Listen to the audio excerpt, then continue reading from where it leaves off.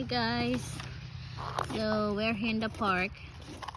Isaiah's school is done at 2 o'clock, but we have to go back there and pick up Anisha because they have a field trip and they will be back in school by 3:30. So right now I take Isaiah in the park.